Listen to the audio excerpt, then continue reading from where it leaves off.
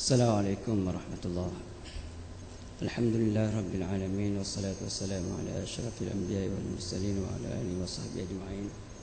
Allahumma rabbi shrah li sadri wa yassir li amri kepada dadaku wa yassir li amri la terpermudahkanlah segala kerja buatku wa hlul 'uqdatam min lisani la membuat simpulan yang ada pada lidahku yafqahu qawli supaya semua faham dapat dengar dapat faham dari tiga kata-kataku. Amma ba'd. Qala Allah subhanahu wa ta'ala, a'udzu billahi minasyaitonir rajim, alladzina amanu wa tatma'innu qulubuhum bi dzikrillah ala bi dzikrillah tatma'innul qulub alladzina amanu wa 'amilus shalihat tuba lahum wa husnul ma'ab. Sadaqallahul azim.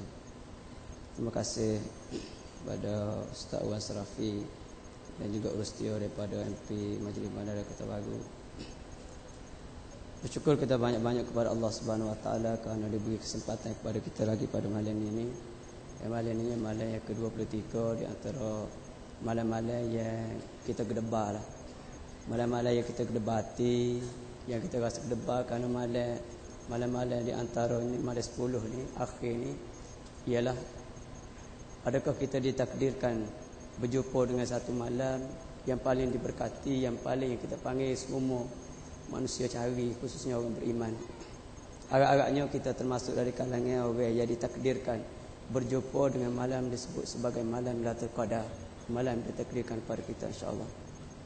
Tuan-tuan sekalian, dalam kehidupan kita hari-hari ini akan jumpa semua dengan serabut perut, dengan ujian-ujian, dengan tak tenang duduk, dan juga orang panggil dengan berbagai jenis benda-benda yang celaru panggil atas muka bumi. Setiap orang akan jumpa belaka.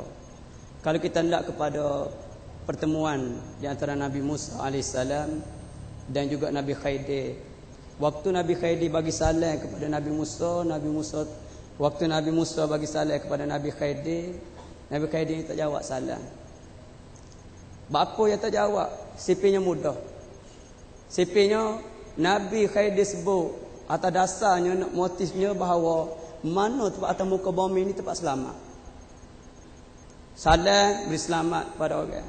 Nabi Khidir dijawab dalam keadaan mana ke tempat atas muka dunia ini tempat selamat.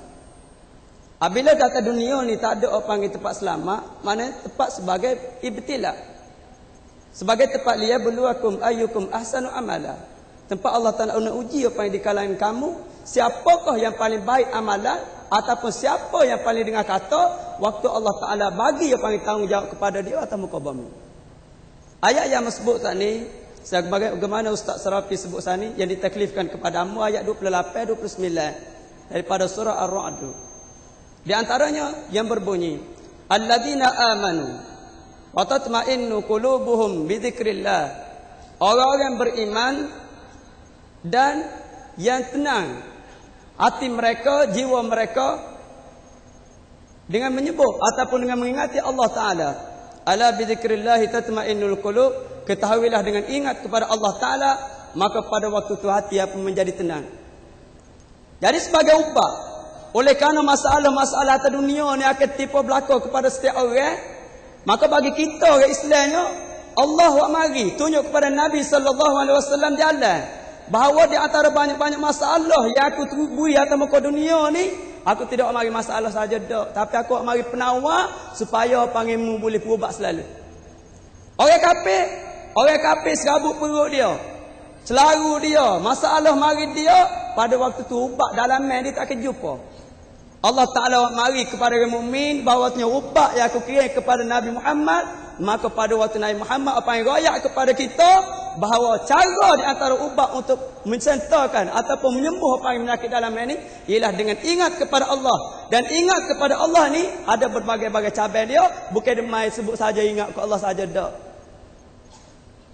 Dr. Hamka di dalam kitab dia Tafsir Al-Azhar, hamba apa betul muka ayat ni baru wismari. Kita kemarin jadi hamba tak ada nak banyaklah, hamba dah 3 baca. Dr. Hamka sebut bahawa Allah Ta'ala waktu turun Quran ni nak boleh sapa kepada panggil, nak boleh sapa kepada hak, ataupun nak boleh sapa kepada apa jiwa kita ni, Dengan orang dia, dengan darah kita, dengan jiwa kita, panggil semua sekalinya. Mari seolah-olah tak ada menggalai dari Allah. Kita panggil jadi fun. Dia kata Quran awak mari dalam 3 keadaan. Awak mari cek 1, 2, 3. Bahawa golongan-golongan ni ada panggil tahap-tahap masing-masing. Pertamanya dia kata, cuba kita perhati ya panggil. Dalam Quran bersangkut paut dengan ada jenis jiwa mutmainnah. Sebagaimana disebut tadi. Ada panggil nafsul lawamah. Ada disebut sebagai nafsul amarah. Jadi dia kata pertamanya nafsul amarah. Kategori keadaan manusia pertama nafsul amarah. Iaitu jiwa yang jenis ajak orang, ajak seseorang, ajak individu. Tak temikir dia tahu walaupun tahu benda baik. Tetapi nak buat benda jahat semua. Marilah panggil benda baik. Orang royak ni salah, ni betul, ni buat, ni jangan buat. Tetapi jiwa dia nya oleh kerana nafsul amarah, nafsu yang suka sangat apa panggil buat benda buruk, akhir sekalinya jiwa dia terarah kepada benda buruk dan dia seolah-olah terpaksa dan reda dengan dia buat apa panggil benda-benda buruk. Contoh yang kita boleh ambil kat Firaun lah. Kada bi ali fir'aun walladzina min qablihim kafaru bi ayatillah fa akhadhahumullahu bi dhunubihim innallaha qawiyyun syadidul iqab. Mana kita kata mudah sepertilah puak-puak Fir'aun dan juga orang-orang yang sebelum daripada ni. Gapo dia? Kafaru bi ayatina. Mereka kufur dengan ayat-ayat Allah Taala. Mereka lawan dengan apa perintah Allah Taala. Patut fa akhazahumullahu bidzunubihim. Allah Taala peracur dia ataupun musnahkan mereka disebabkan oleh dosa-dosa yang mereka lakukan. Adakah Firaun tak tahu bahawa benda yang dibawa oleh Musa itu benda comel? Tahu sangat. Kalau dulu apa yang Firaun tahu benda yang dibawa oleh Nabi Musa dia tolak, maka Allah ni tak pelik sikit abuk. Kalau orang-orang yang tidak tahu tiba-tiba menolak ajaran Allah Subhanahu Wa Taala dengan mentah-mentah. Dari segi semayang kita dengar dalam surat khabar lagu mana kadang-kadang tu wadah negak juga terpaksa. Hari ni kemarin. Oh tua dah. Mana boleh kipalah dah. Kalau mati boleh juga walaupun tak puasa kali. Hanya tua dah. Sepatutnya panggil warga mah ni tak masuklah. Lok bodoh-bodoh. Bodoh-bodoh ni pun kalau tengok orang panggil. Kalau kita putih kereta lari tabrak. Jadi Fir'aun waktu mana panggil dia buat satu benda, kalau dia buat tak apalah kerana dia dalam masa waktu dia serunya dia besar. Allah Taala kirim Nabi Musa goyak. Baru tu aku tak kena ni buat gini. Tiba-tiba kafaru bi ayatillah. Tiba-tiba dia lawan juga. Yang menyebabkan kalau dia lawan tu Allah Taala ok lagi. Supaya Fir'aun ni apa yang mendapat penerangannya sepenuhnya daripada Musa. Akhir sekalinya kada bi ali fir'aun walladzina min qablihim kazzabu bi ayati rabbihim. Yang keduanya Allah Taala buat maris lagi perumpamaan orang-orang atau perumpamaan Firaun dan juga fok-fok dia yang kazzabu bi ayati rabbihim, mendusta dah pula. Waktu dia tak tahu dia kafir tak apalah tak tahu. Apabila tahu dia mendusta pula apa yang telah dia tahu, mana dia tahu benda dia buat tu tak kena. Kalau dia sebut ana rabbukumul a'la tu tak kena, tetapi dia sengaja kazzabu bi ayati rabbihim, mendustakan ayat-ayat Allah Taala. Fa ahlaknahum bi dzunubihim. Ni Allah Taala peracur apa yang disebabkan dosa-dosa mereka. Wa aghraqna ala fir'aun, dan Allah Taala menenggelamkan apa yang keluarga Firaun. Wa kullun kanu zalimin. Kenapa? Kerana semua jak daripada Firaun sampai kepada penasihat dia, sampai kepada menteri dia, sampai kepada pegawai-pegawai kanan dia, sampai kepada orang panggil tutup ngulu dia, sampai kepada rakyat dia, semuanya kazzabu bi ayatillah. Semua perekat orang panggil berdustakan ayat-ayat Allah Taala. Semoga tak berlaku di zaman kita ni. Orang-orang desa pun semua perekat menolak ajaran ini. Biar kita jadi orang yang ada setengah rakyat yang tolak kerajaan boleh ambil tindakan, ada kerajaan tak betul rakyat boleh tegur. Hal tu macam. Yang kedua, Dr. Hamka sebut lagi. Yang kedua ialah nafsul lawamah. Nafsul lawamah iaitu nafsu yang dia tertekan. Dia buat benda berdosa, dia buat benda jahat. Benda ni disebut sejarahnya oleh Nabi sallallahu alaihi wasallam. Sebagaimana tuan-tuan tahu kisah dia, apabila Nabi cerita tentang orang yang bunuh. Orang-orang yang bunuh orang ni sampai kepada 99 orang, sampai kepada 100 orang. Tetapi Allah Taala mengampunkan dosa dia. Sebab apa? Waktu dia buat kerja jahat, zaman muda dia, waktu dia buat kerja panggil memunuhkan orang, merosakkan orang, memudaratkan orang, Masa tunya dia dalam keadaan yang kita panggil tak berapa nak mengisah. Buat. Tiba-tiba panggil perasaan nafsul lawamah. Mari perasaan tertekan. Akhir sekali dia cuba kembali kepada kebenaran tauhid. Ataupun kebenaran petunjuk daripada Allah Subhanahu Wa Taala. Jadi dah tahamkan sebut. Apabila sampai kepada peringkat ni, maka dia tak cari dah jalan al-amarah.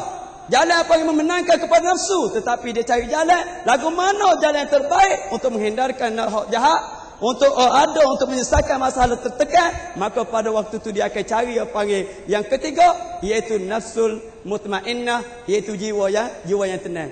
Cara nak cari jiwa yang tenang ni lah. Maka pada waktu Said Qutb rahimahullah di dalam Zilal Al-Quran menyebut alladzina la yastajibuna li hadzal haqq umya. Mana-mana orang tidak terima ataupun tidak ambil tanggungjawab, tidak ambil berat, tidak menjawab ataupun tidak melaksanakan apa yang dia terima daripada hak Nabi bawa. Mana apa-apa yang dibawa oleh Nabi terhadap Al-Quran ni, terhadap pengajaran ni, maka pada waktu umya, orang ni merupakan orang jenis buta hati, orang yang buta fikiran, orang yang panggil ditutup oleh Allah Subhanahu Wa Taala hidayah. Dan yang keduanya, Sayyid Qutb rahimahullah juga menyebut bahawa alladzina yastajibuna li hadzal haqq, orang-orang yang panggil jawab ataupun terima balik. Dia terima riwayat, dia terima hati, dan di waktu tu dia amal. Orang lagi ni merupakan orang ulul albab. Mereka merupakan orang berilmu. Dan orang yang dikurniakan kepada mereka mutmainnul qulub. Iaitu orang yang diberi panggil jiwa yang tenang di dalam kehidupan dia. Walaupun mari berbagai-bagai masalah duk mai keluar je. Jadi kesimpulannya tuan-tuan, dalam ayat ni Allah Ta'ala mari lagi. Gapo dia ke ganjaran yang Allah akan beri kepada fok-fok yang jiwa tenang. Orang yang jiwa tenang ialah kita nak sipir cara kita sendiri bakal tak jumpa cari. Bakal kita boleh tengok perumpamaan orang telah diberi apa yang ujian waktu atas dunia zaman dulu, nabi-nabi, rasul-rasul dengan sahabat-sahabat radhiyallahu anhum ajma'in. Dan sekarang ulama-ulama yang membawa pembaruan di dalam agama, iaitu mengatakan perkara yang benar itu benar dan menyatakan perkara yang salah itu salah. Orang yang jiwa panggil jiwa ya tidak panggil tidak tutup. Jadi jiwa panggil timur kebenaran ni, wabil haqqi anzalna wabil haqqi nazal. Sagu mana hak lagu Quran wak mari, hak nabi wak mari, hak tulah dia timur sebagaimana Allah wak turun nabi dengan wak turun kepada Nabi Muhammad. Maka pada waktu nabi waktu kita, maka pada waktu tu ulama-ulama ni juga paling wak Muhammad. Maka orang-orang yang waktu atas dunia serabut perut, mesti serabut perut belakang. Selagi Allah Ta'ala wi kita mu ni, tak sedut ayat lah. Mu kaya kau, mu susah kau, mu miskin kau, mu ada ilmu kau tak ada ilmu, serabut perut ni Allah Ta'ala wi belakang. Ya Nabi sendiri sallallahu alaihi wasallam ajar nah, Allahumma inni a'udzubika minal hammi wal hazan. Allahumma inni a'udzubika minal hammi wal hazan. Ya Allah Tuhan kami, ya Allah Tuhanku, inni a'udzubika, kami minta doa. Mana kami minta mu jauh daripada aku ni dalam kehidupan lo ni, dalam masa lo ni, minal hammi wal hazan, daripada serabut perut dan duka cita. Bak benda ni bukan sekat kita, tetapi nak kepada nabi-nabi dulu pun berhadapan dengan masalah lebih banyak daripada kita. Tetapi oleh kerana istaqim li hadzal din, tetap teguh di atas agama ni, maka pada waktu tu perjalanan dia akan sekali mendapat kebaikan dan juga keredaan daripada Allah Subhanahu Wa Taala. Tepat orang yang mendapat ataupun tepat orang yang jiwa tenteram, orang yang yakin kepada Allah, yakin kepada ajarannya dalam waktu kehidupan dunia. Alladzina amanu wa amilus salihah, orang-orang yang beriman dan juga mereka-mereka yang melakukan kerja-kerja yang baik, kerja-kerja amalan masih buat, bukan kecek saja, bukan kata saja, tetapi buat. Tubalahum, kebahagiaan Allah Ta'ala bagi kepada mereka. Kebahagiaan dunia kah ataupun ada kadang-kadang Allah Ta'ala bagi kebahagiaan ni ialah waktu di akhirat. Tuba lahum wa husnul ma'ab, dan juga panggil tepat yang baik ataupun tepat yang sempurna. Kita berdoa kepada Allah Subhanahu Wa Taala dikurniakan kita sebagaimana orang mutmainnah, dan sebelum daripada tunya supaya kita menghayati apa-apa perintah daripada Allah Subhanahu Wa Taala. Semoga kita mendapat taufik dan hidayah, khususnya di dalam bulan ini. Banyakkanlah berdoa dan beristighfar kepada Allah. Semoga kita termasuk dari kalangan orang yang mendapat ampunan daripada Allah dan petunjuk sebelum daripada kita dipanggil ke tempat yang wajib itu mati. Wallahu a'lam. Aku li qouli hadza wa astaghfirullahal azim li wa lakum. Wassalamu alaikum warahmatullahi